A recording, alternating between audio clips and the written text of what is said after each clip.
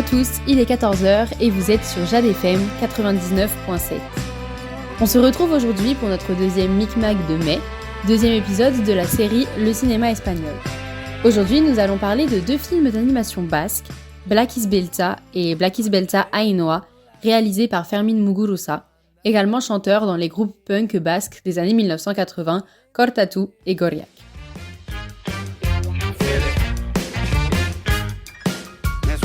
Black Beltza est sorti en 2018 et raconte l'histoire de Manex, porteur d'un géant noir de la troupe des géants de Pamploune, convié à défiler sur la 5e avenue de New York. C'est dans un contexte de ségrégation raciale, en 1965, que Manex ne pourra pas défiler.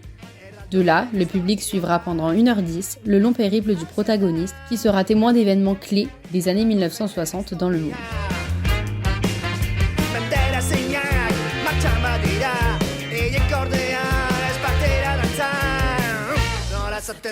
Quant à Black Beltza Ainhoa, sorti en 2022, il se déroule 20 ans après le premier, avec Ainhoa, fille de Manex, dans un contexte de la fin de guerre froide, également de répression ouvrière espagnole, qui se trouve face à une nouvelle génération, celle d'Ainhoa, génération d'activistes basques avides de musique et de liberté. Black Beltza Ainhoa, c'est ça. Oye, ¿de dónde son ustedes? ¿Nosotros? ¿Holandeses? Ah, ¿sí? Ustedes no son holandeses, son vascos. Mi papá era vasco, Beltza naiz eta arronago. Comme la semaine dernière avec Rabi Elortegui pour El Basco, j'ai eu la chance de pouvoir interviewer Fermin Muguruza dans le cadre de ces deux films. Fermin Muguruza dans le Micmac pour Black Beltza et Black Beltza Ainhoa, c'est maintenant. Kaixo Denoy, nous sommes avec Fermin Muguruza, réalisateur des films Black Beltza et Black Beltza Ainhoa, Arratsaldeon. Black Beltza et Black Beltza Ainhoa, c'est quoi? Déjà, merci beaucoup de me saluer en basque. Le film Black Beltza fait partie d'un projet transmédia que j'ai commencé à construire il y a 15 ans. Nous avons commencé à écrire le scénario, puis en 2014, nous avons présenté l'édition d'une bande dessinée en espagnol, en basque, en catalan et en français. Elle a été distribuée dans de nombreux pays d'Amérique latine et a également été publiée au Japon. Nous voulions également raconter cette histoire dans un film d'animation, mais avant cela, nous avons réalisé une exposition à Bilbao qui racontait le processus créatif, la documentation des années 60 que nous avions déjà réalisée pour pouvoir réaliser cette histoire. Cette exposition a donné lieu à de nombreuses activités parallèles, notamment à Barcelone, puis à San Sebastián,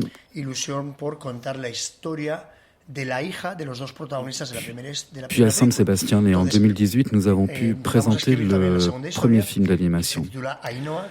Après ce film d'animation, il y a eu beaucoup de présentations, nous avons fait de la musique inspirée par le film, j'étais également très excité de raconter l'histoire de la fille des deux protagonistes du premier film. Alors on a également commencé à écrire la deuxième histoire qui s'appelle Ainhoa, comme le nom de la fille. Nous sommes alors placés dans le film 21 ans plus tard, car le premier film se déroule en 1967. Nous l'avons situé en 1988, lorsque cette fille a 21 ans et qu'elle arrive au Pays Basque pour y rencontrer sa famille. Le film se poursuit par un voyage dans l'une des régions les plus chaudes du monde. Peux-tu nous présenter brièvement les thèmes du film, s'il te plaît?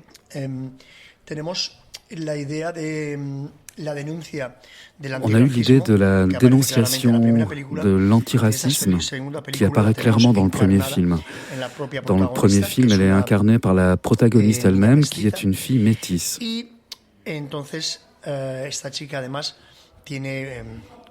Cette fille a également un père basque et a donc décidé d'apprendre la langue basque. On a également la défense de notre propre langue qui était interdite sous le régime franquiste et que j'ai dû personnellement récupérer lors du mouvement de récupération de la langue dans les années 80. On a donc l'antiracisme, le respect de toutes les cultures et la défense de toutes ces langues. Et on a aussi ce qui serait l'intersectionnalité de toutes les luttes, une convergence avec l'autonomisation féministe de notre protagoniste, avec cette lutte pour la justice sociale, pour la défense des moins favorisés, pour la visibilité de ces personnes qui ne semblent pas faire partie de la société. En un mot, ce serait la lutte pour un monde nouveau. Pourquoi avoir choisi de parler de ces sujets? Alors, c'est une constante que j'ai eue tout au long de ma vie d'artiste, parce que je viens de la musique punk. Une musique également très influencée par le cinéma, la bande dessinée et d'autres disciplines artistiques. Et on a toujours eu, avant tout, l'idée de la lutte, d'utiliser la musique comme un outil de transformation sociale, pour dénoncer tout en défendant l'aspect ludique de l'idée de pouvoir jouir et défendre ce qui serait la célébration de la vie. À quel public s'adresse le film? Alors, c'est un film qui s'adresse aux personnes de plus de 14 ans. C'est toujours un peu délicat parce qu'un garçon ou une fille de 12 ans peut toujours voir le film, mais il contient des scènes de drogue, de sexe, de violence.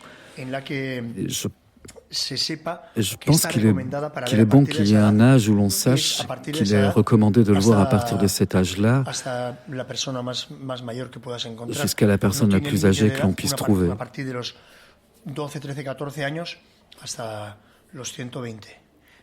Beaucoup de gens sont venus me voir quand j'ai commencé à faire de la musique. Des gens qui avaient 30 ans de plus que moi.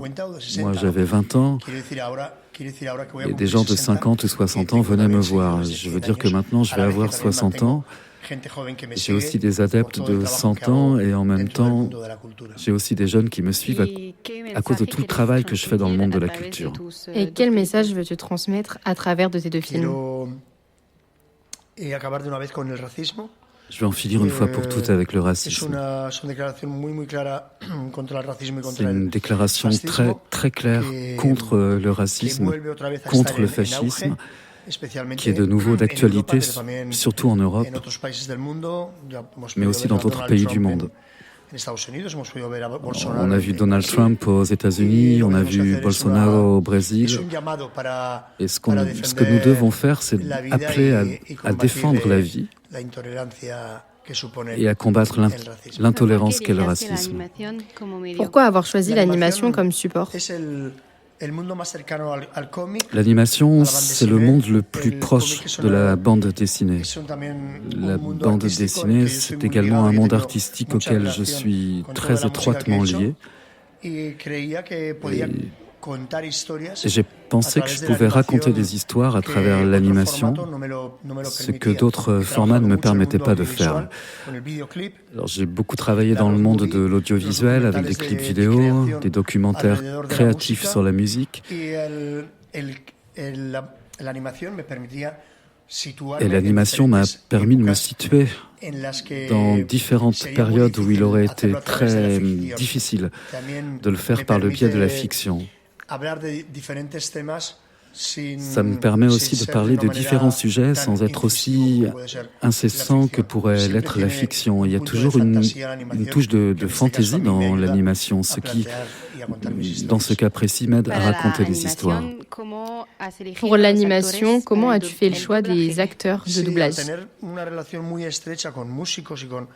Alors, comme j'avais une relation très étroite avec les musiciens, les acteurs, les actrices, j'ai invité de nombreuses personnalités du monde entier qui étaient mes amis. Ainsi, dans le premier film, nous avons Isaac de Bancole, qui est l'acteur préféré de Gugan Much et qui a voulu participer au film.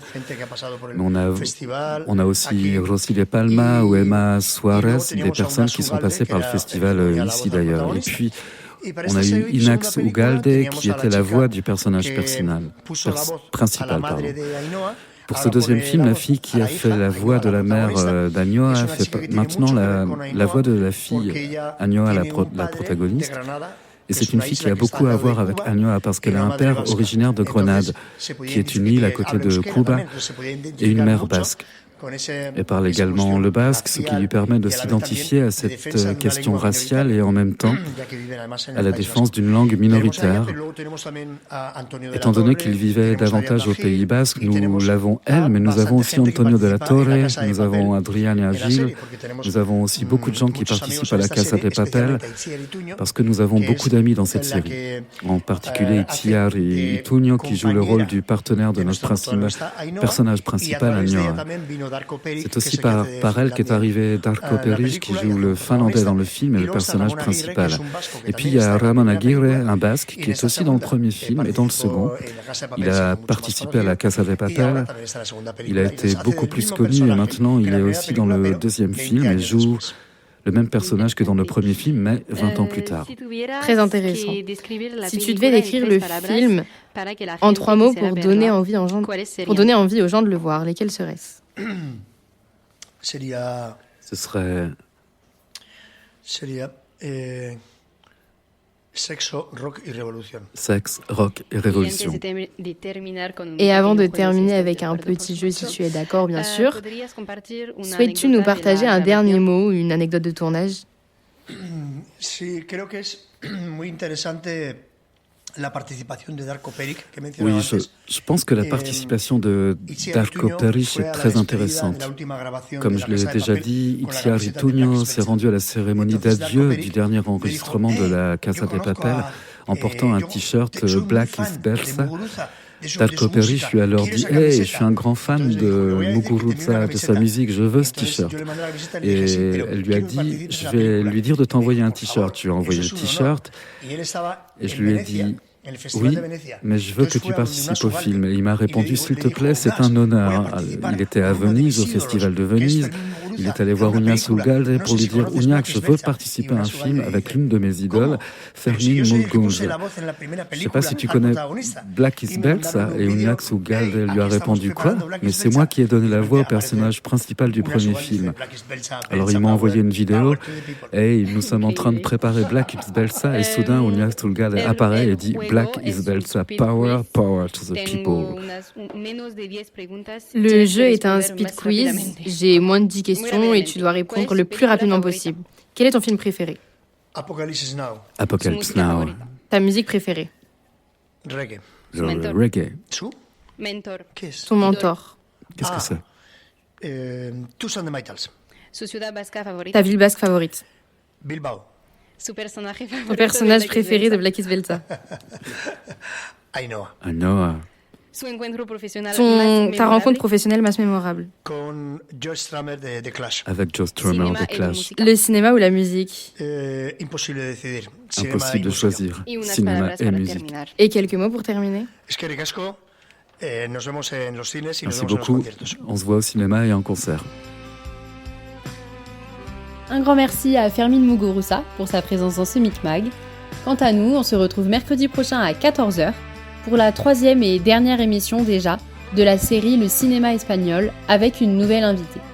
Pour plus d'informations sur le Micmag ou simplement la série, n'hésitez pas à vous rendre sur le compte Instagram de l'émission micmag.jade, micmag.jade. Merci pour votre écoute et à la semaine prochaine dans le Micmag d'Amandine et Corinne. Me ahogaré en mares de sal, me perderé. Los espejos no verán, ya no reconocerán mi rostro más. Y mi nombre no será mi nombre ya, pero al anochecer aquí estaré. Contigo aquí estaré. Contigo aquí estaré.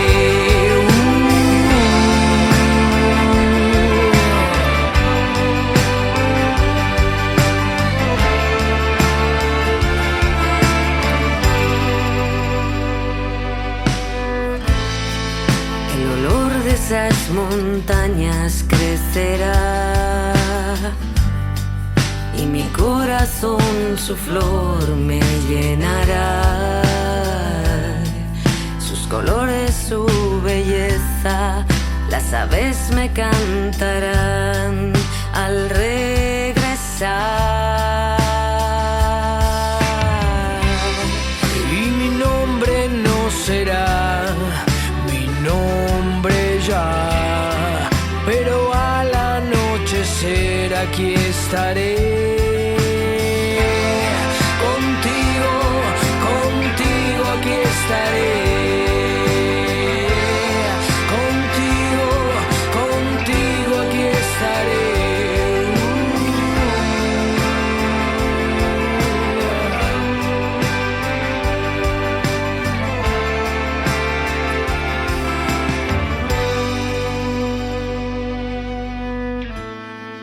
Ese beso en mis labios guardaré. Dentro mío este respiro llevaré. Andaré por la ciudad, me ahogaré en mares de sal, yo lo sé. Y mi nombre no será mi nombre ya, y mi pueblo no me reconocerá. Y mi nombre no será mi nombre ya, y mi pueblo no me reconocerá. Y mi nombre no será mi nombre ya, y mi pueblo no me reconocerá.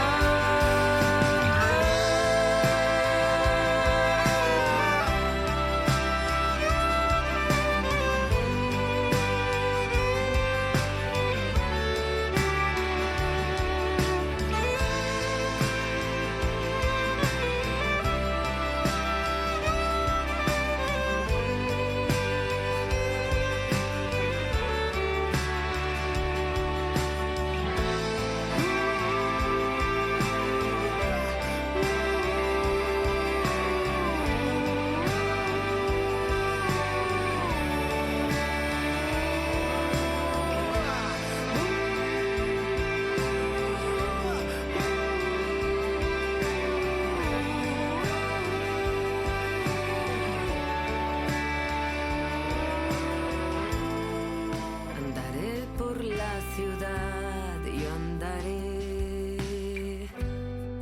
Pero siempre aquí estaré.